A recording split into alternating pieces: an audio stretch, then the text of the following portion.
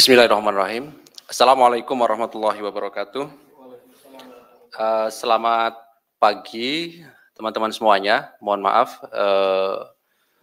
kita sama-sama menunggu tadi ya.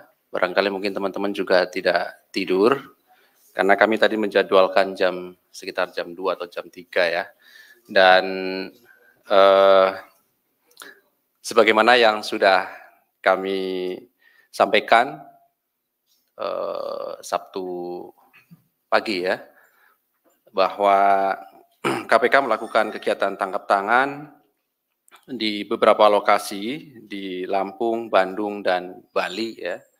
Dan setelah dilakukan serangkaian pemeriksaan dan klarifikasi permintaan keterangan pada pihak-pihak yang ditangkap, kami KPK juga telah melakukan gelar perkara ya di seluruh struktural penindakan, jaksa, kemudian penyelidik dan penyidik serta pimpinan semalam ya sekitar jam 10, dan kami juga harus memastikan bahwa setelahnya tentu ada proses administrasi penyidikan sehingga memerlukan waktu untuk proses dimaksud begitu ya.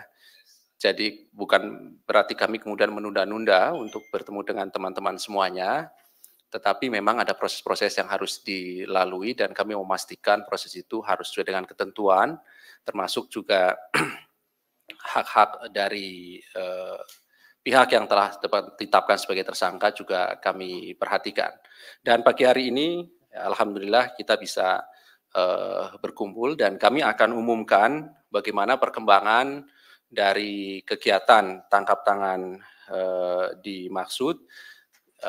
Hadir pagi hari ini pimpinan, ada Pak Nurul Gufron, kemudian dari Kementerian Pendidikan dan Kebudayaan juga hadir Pak Lindung Sirait, dan juga Direktur Penyidikan Pak Asep Guntur. Nanti akan disampaikan beberapa poin termasuk konstruksi perkara tentunya dari rangkaian kegiatan tangkap tangan dimaksud, dan juga akan disampaikan juga nanti dari pihak Kementerian Pendidikan dan Kebudayaan. Pak Lindung juga nanti akan menyampaikan beberapa hal. Setelahnya nanti kami akan tunjukkan barang bukti dalam kegiatan tangkap tangan dimaksud. Baik, kami silahkan pimpinan Pak Nurul Gufron untuk menyampaikan beberapa hal dan beberapa poin dari rangkaian kegiatan tangkap tangan dimaksud. Kami silahkan, Pak. Bismillahirrahmanirrahim. Assalamualaikum warahmatullahi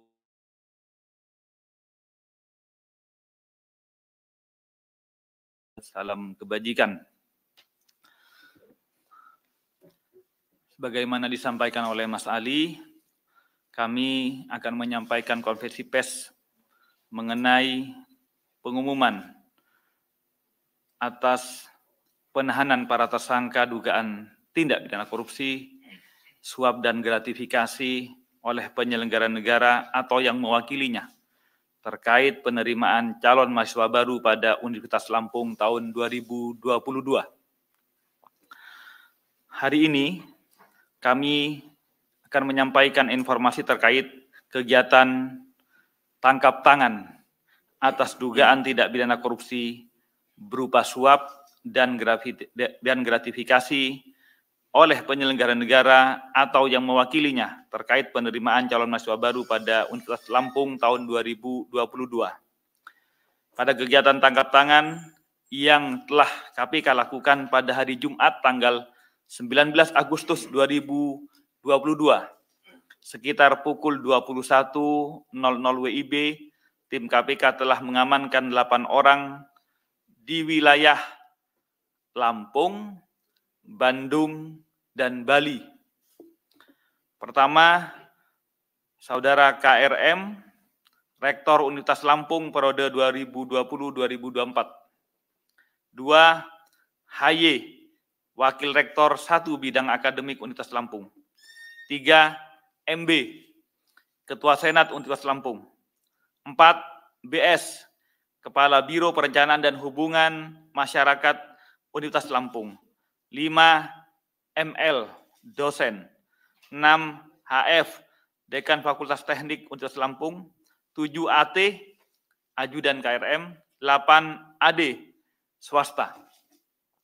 Selain itu ada 2 orang yang turut diperiksa setelah bersangkutan hadir menemui tim KPK di gedung KPK, yaitu Saudara AS, Wakil Rektor 2, Bidang Administrasi Umum dan Keuangan UTS Lampung. 10 TW, staf HY. Selanjutnya, konstruksi dan kronologis akan dibacakan oleh Direktur Penyidikan, yaitu Bapak Asep. Kami persilahkan Pak Asep untuk menjelaskan tentang kronologis kegiatan tangkap tangan KPK tersebut. Silakan. Baik, terima kasih pimpinan. Rekan-rekan media sekalian, kronologis tangkap tangan dimulai dengan adanya laporan dari masyarakat yang diterima KPK terkait dengan dugaan korupsi pada penerimaan mahasiswa di Universitas Lampung tahun 2022. Tim kemudian pada hari Jumat tanggal 19 Agustus 2022 sekitar pukul 21.00 WIB bergerak ke lapangan dan menangkap serta mengamankan beberapa pihak yang diduga sedang melakukan tindak pidana korupsi di Lampung dan Bandung. Kemudian juga ada yang ke Bali. Adapun pihak yang ditangkap di Lampung adalah ML, HF, HY beserta dengan barang bukti uang tunai sebesar Rp414.500.000,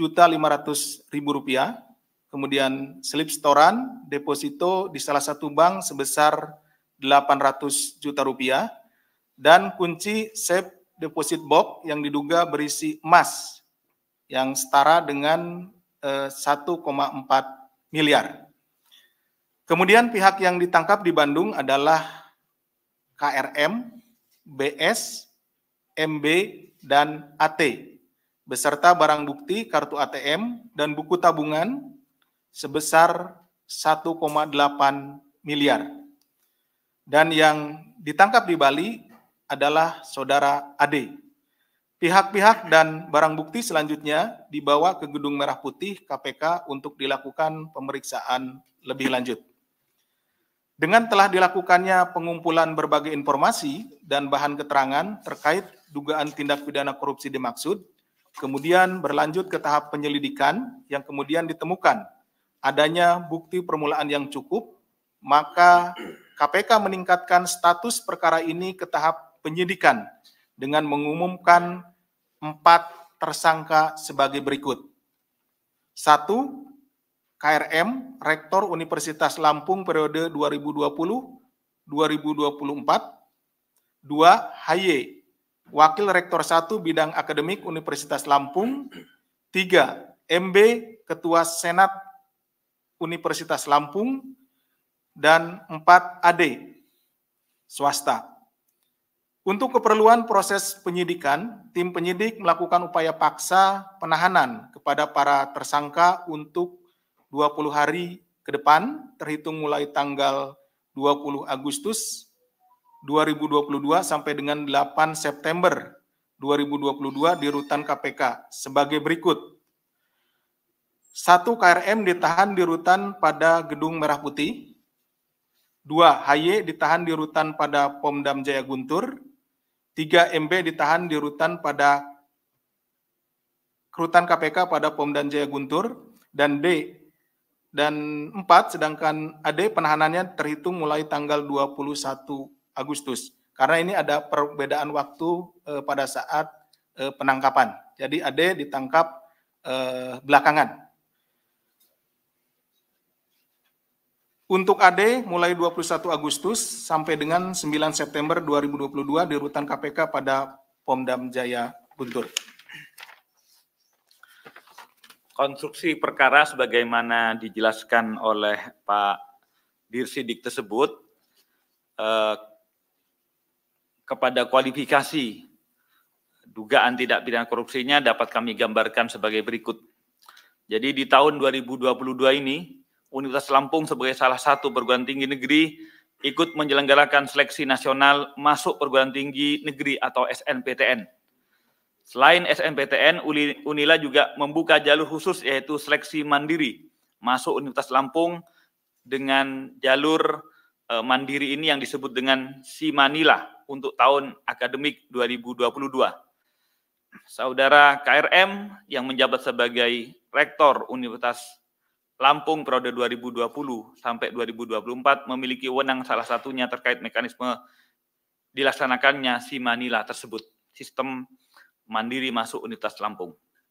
Selama proses Simanila berjalan, KRM diduga aktif untuk terlibat langsung dalam menentukan kelulusan para peserta Simanila dengan memerintahkan HY selaku Wakil Rektor 1 Bidang Akademik dan Budi Sutomo selaku Kepala Biro Perencanaan dan Hubungan Masyarakat serta melibatkan MB selaku Ketua Senat untuk turut serta menyeleksi secara personal terkait kesanggupan orang tua mahasiswa yang apabila ingin dinyatakan lulus, maka dapat dibantu dengan persyaratan menyerahkan sejumlah uang selain uang resmi yang dibayarkan sesuai mekanisme yang ditentukan oleh pihak universitas.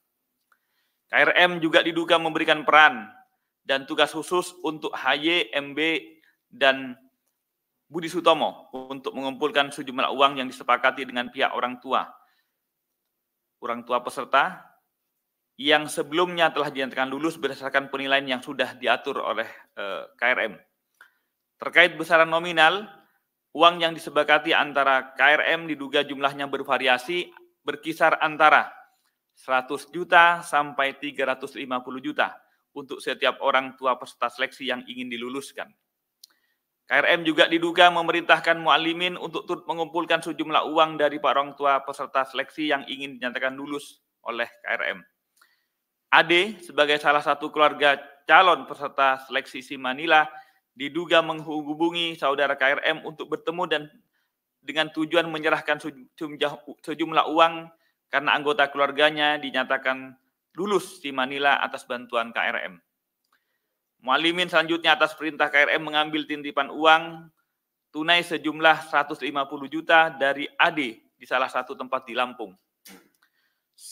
Seluruh uang yang dikumpul KRM melalui mu'alimin yang berasal dari orang tua calon mahasiswa diluluskan berjumlah 603 dan telah digunakan oleh saudara KRM sebesar 575 juta.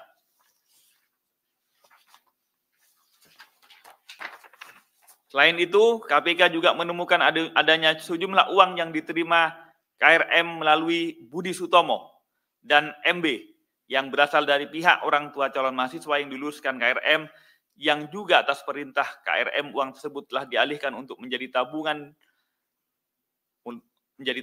deposito, emas batangan, dan juga masih tersimpan dalam bentuk uang tunai yang totalnya senilai 4,4 miliar. Atas perbuatan tersebut, para tersangka kami sangkakan melanggar pasal sebagai berikut. AD selaku pemberi disangkakan melanggar pasal 5 ayat 1 huruf A atau pasal 5 ayat 1 huruf B atau pasal 13 Undang-Undang 3199 Jungto 20/2001 tentang pemberantasan tindak pidana korupsi. KRM, HY, dan MB selaku penerima disangkakan melanggar pasal 12 huruf A atau 12 huruf B atau pasal 11 Undang-Undang 3199 Jungto 20/2001 tentang pemberantasan tindak pidana korupsi Jungto pasal 55 ayat 1 ke 1. Modus suap penerimaan mahasiswa baru ini tentu mencoreng dan juga mengironikan kita semua, karena suap ini terjadi di dunia pendidikan, di mana kita berharap dunia pendidikan mampu mencetak ilmu dan kader-kader bangsa yang kita harapkan ke depan bisa memberantas dan juga mencegah korupsi. Manipulasi yang dilakukan pada tahap penerimaan menjadi pintu awal manipulasi berikutnya. Kader-kader bangsa yang diharapkan dapat dididik di lembaga pendidikan yang harapannya ke depan menjadi generasi bangsa pemberantas korupsi kemudian kita menjadi tidak memiliki harapan. Oleh karena itu, sekali lagi, KPK melalui penindakan telah menangani berbagai modus perkara di sektor pendidikan ini. Melalui strategi pencegahan telah mendorong perbaikan sistem dan tata kelola penyelenggaraan pendidikan mulai dari rekrutmen mahasiswa baru. KPK memang telah melakukan kajian dan menilai bahwa penerimaan mahasiswa baru melalui jalur mandiri kurang terukur, kurang transparan, dan kurang berkepastian. Sesungguhnya kami memahami bahwa jalur mandiri anak ini adalah jalur afirmasi untuk mahasiswa-mahasiswa ataupun calon-calon mahasiswa baru dengan kebutuhan-kebutuhan khusus. Misalnya daerah tertinggal, misalnya mahasiswa yang tidak mampu dan lain-lain. Itu semua untuk tujuannya adalah mulia. Namun karena jalur mandiri ini ukurannya sangat lokal, tidak transparan, dan tidak terukur, maka kemudian menjadi tidak akuntabel. Karena tidak akuntabel, maka kemudian menjadi celah terjadinya tindak pidana korupsi.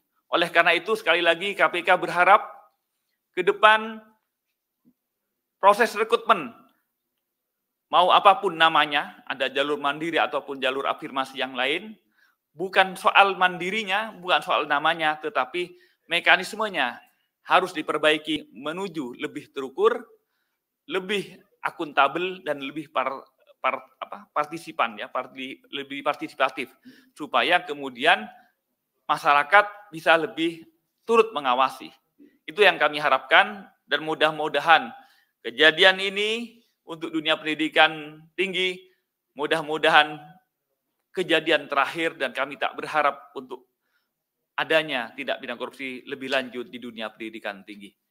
Demikian yang dapat kami sampaikan. Selanjutnya kami juga didampingi inspektorat dari Kementerian Pendidikan dan Kebudayaan. Mungkin nanti akan menyampaikan beberapa hal tentang kegiatan tangkap tangan ini dan komitmennya ke depan. Saya kembalikan ke Pak Ali.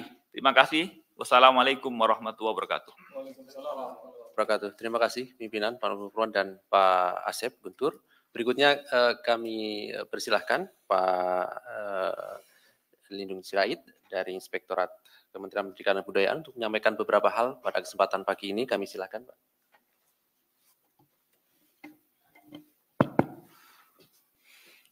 Selamat pagi. Assalamualaikum warahmatullahi wabarakatuh. Salam sejahtera, Om Swastiastu, salam kebajikan buat kita semua. Yang kami hormati Pak Gufron, Komisioner KPK, Pak Asep, Direktur Penyidikan, Pak Ali Fikri sebagai juru bicara KPK, dan juga rekan-rekan media yang saya hormati. Pertama-tama, perkenankan saya mewakili Kemendikbudristek, khususnya Inspektorat Jenderal, menyampaikan ada beberapa hal yang perlu kami sampaikan. Yang pertama, Kemendikbudristek sangat prihatin dan menyesalkan terjadinya masalah ini. Namun kami menghormati proses hukum yang dilakukan oleh KPK dengan berpegang pada ajas praduga tak bersalah. Yang kedua, Kemendikbudristek akan selalu siap membantu KPK jika dibutuhkan KPK. Ketiga, kami sangat berharap kasus ini menjadi kasus terakhir di semua PTN, dan kasus ini harus menjadi pembelajaran yang berharga bagi pimpinan PTN dan seluruh jajarannya. 4. Transparansi dan akuntabilitas dalam semua jalur penerimaan mahasiswa baru, termasuk jalur mandiri, harus menjadi prinsip yang dipegang teguh bagi semua pimpinan PTN. Ini adalah salah satu titik rawan yang sangat perlu diperbaiki. Selanjutnya, penyelenggaraan dan pengelolaan perguruan tinggi harus bebas dari hal-hal yang bersifat koruptif. Karena jika masih ada hal-hal koruptif ini, maka tujuan penyelenggaraan pendidikan tinggi untuk melahirkan generasi hebat, yaitu generasi yang memiliki intelektual tinggi dan juga karakter yang baik, tidak akan tercapai. Bahkan akan mendowngrade semuanya.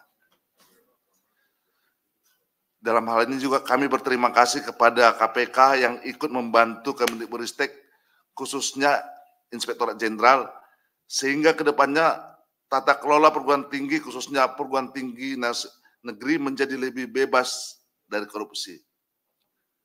Kami perlu mengulangi, tadi sudah disampaikan Pak Komisioner, salah satu yang perlu dievaluasi adalah masalah akuntabilitas dan transparansi yang mungkin sampai saat ini belum terjadi maksimal.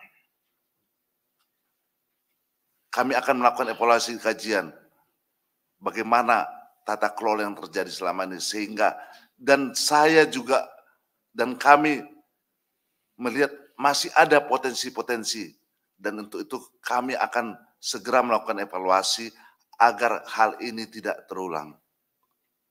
Mungkin demikian yang dapat kami sampaikan dari Kemendikbudristek. Wassalamualaikum warahmatullahi wabarakatuh.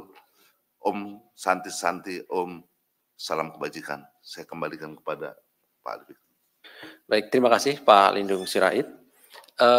Perlu kami sampaikan kepada teman-teman ya, terkait dengan perkara ini, tadi KPK telah mengumumkan 4 orang sebagai tersangka, dan juga di sini tadi disebutkan ada pemberi dan penerimaan. Dari seluruh penerimaan yang ada ini, yang sudah kami jelaskan, kurang lebih totalnya 5 miliar rupiah ya. Dan kami akan tunjukkan barang buktinya pada pagi hari ini. Berikutnya nanti kami beri kesempatan 3 orang untuk bertanya terkait dengan perkara ini.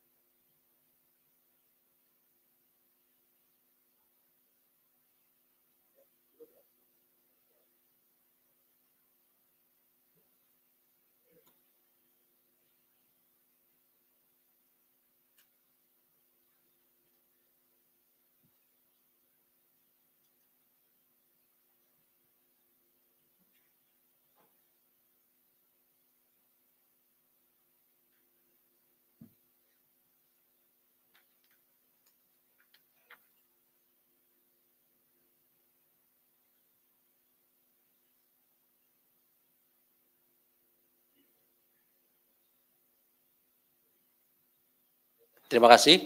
Berikutnya silakan 3 orang penanya. Kita fokuskan ya untuk terkait dengan perkara ini. Nanti pertanyaan ditujukan kepada siapa dan dari media mana, kami silakan. Ya, 1, 2, 3. Oke, nanti boleh juga menambah. Sementara 3 penanya dulu, silakan. Selamat pagi pimpinan, ya. Pak Gufron, Pak Asep, Pak Ali, dan Pak Lindung. Perkenalkan saya Fajar dari akurat.com. Izin bertanya Pak terkait dengan praktik suap penerimaan mahasiswa ini Pak. Berdasarkan info tuh Rektor Pak Karomani ini masuk di dalam grup forum rektor di Indonesia. Nah infonya ini hal-hal seperti ini tuh sudah lumrah dan biasa terjadi di berbagai kampus. Nah, melihat hal ini, Kemendikbud sendiri akan melakukan langkah konkret seperti apa ya ke depannya, biar hal kayak ini nggak terulang lagi. Terus sekiranya sanksi apa yang bakal dilakukan terhadap para oknum-oknum ini? Terima kasih Pak. Terima kasih Mas Fajar. Berikutnya silakan Mas Yogi Esa. Pagi Pak Ufron, Mas Ali, dan yang lainnya. Perkenalkan saya Niam dari kompas.com. Pada Pak Inspektorat mungkin dari Kemendikbudristek. Mau tanya, ini kan pimpinan utama Unila ditahan ya gitu ya, sama Wakil Rektor bidang 1 bidang akademik. Dan selain Rektor terus Senat itu kan juga posisi-posisi yang sangat penting kayak gitu ya. Semisal kayak ini tahun ajaran baru dan sebagainya, tentu bidang akademik juga pasti ke depan bakal banyak banget kesibukan kayak gitu di kampus. Nah, ini untuk kepemimpinan birokrasi Unila sendiri selanjutnya bakal gimana kayak gitu? Apakah semisal dari Kemendikbudristek menunjuk semacam PLT rektor kayak gitu ya, atau bagaimana? Terus kedua, saya pikir mungkin ya korupsi melalui PMB jalur mandiri ini kan nggak terlepas dari adanya kebijakan Kemendikbud membolehkan kembali ya mahasiswa yang diterima melalui jalur mandiri itu dipungut uang pangkal kayak gitu kan. Ya mungkin itu sih maksudnya kalau dari ya KPK sendiri sama dari Kemendikbudristek sendiri kayak gimana gitu. Soalnya menurut saya sih itu kayak jadi celah banget. Apakah ada kemungkinan kebijakan uang pangkal itu dikaji ulang kayak gitu, karena ya kayaknya paling sial itu anak-anak lewat jalur mandiri itu maksudnya, kena uang pangkal terus kena kayak ginian dan sebagainya. Mungkin itu dulu, makasih. Oke, terima kasih Mas Niam. Terakhir. Assalamualaikum Pak, selamat pagi, saya Wildan Noviansa dari Detikom. Izin Pak, saya dapat kabar kalau di OTT kali ini kabarnya pihak KPK juga mengamankan dari pihak kampus lain, Pak. Salah satunya dari UNJ. Izin informasinya, Pak. Terima kasih banyak. Oke, jadi apakah ada di kampus lain begitu ya, Mas? Oke. Mas, satu lagi dong. Oh, oke. Ya, ini kan berarti salah satu penyuap dari pihak mahasiswa, katakan kayak gitu ya. Itu statusnya gimana? Maksudnya berarti kan mereka masuk nggak sesuai dengan legal yang benar ya gitu. Oke. Maksudnya setelah ini bagaimana ya? Karena ini kan ada dugaan suapnya, begitu ya maksudnya ya. Baik. Kami silakan mungkin dari Pak Lindung, pimpinan termasuk Pak Asep, kami silakan untuk memberikan tanggapan dari respon beberapa teman media tadi.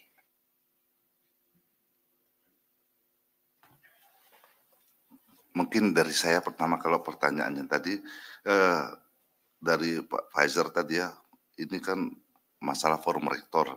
Lalu kemudian apa langkah-langkah konkret yang harus dilakukan Kemendikbudristek untuk mengantisipasi hal yang terjadi. Tadi saya sudah sampaikan bahwa langkah konkret kita akan evaluasi apakah sistem penerimaan mahasiswa baru ini, terutama yang mandiri. Tadi sudah sampaikan Pak Gufron, sebenarnya mandiri ini tujuannya baik, Pak. Hanya itu tadi, ada celah-celah yang bisa dimanfaatkan tata kelola. Contoh, interval ujian dengan pengumuman itu ada sangat panjang. Itu memberikan peluang terjadinya transaksional. Mungkin akan dievaluasi. Contoh untuk penerimaan CPNS itu gitu ujian langsung keluar hasilnya.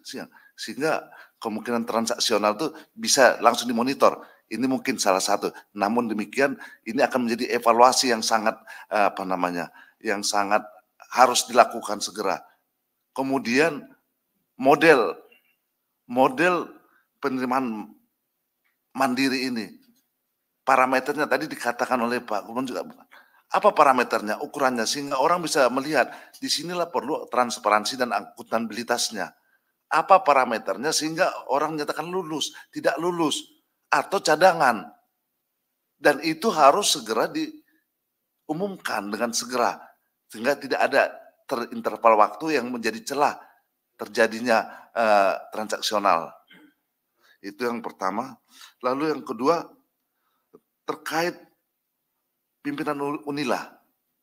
Bagaimana? Apakah status pimpinannya? Dengan adanya kasus ini, mau tidak mau, pimpinan di kementerian harus segera mengambil, karena tidak boleh ada kekosongan pimpinan. Mungkin akan di PLT kan nanti kebijakan dari Dirjen Dikti dan Mas Menteri akan segera diambil. Lalu kemudian kebijakan pungutan uang pangkal. Nah, memang benar Kemendikbud memberikan peluang kepada Rektorat Universitas untuk ada namanya PTN Satker, ada PTN BLU, ada PTN Badan Hukum. Kalau Satker itu murni dibiayai oleh APBN.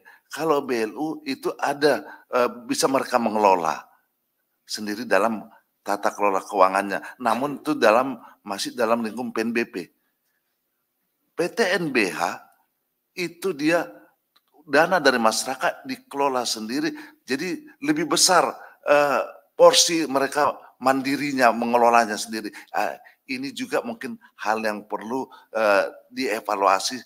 Parameternya bagaimana?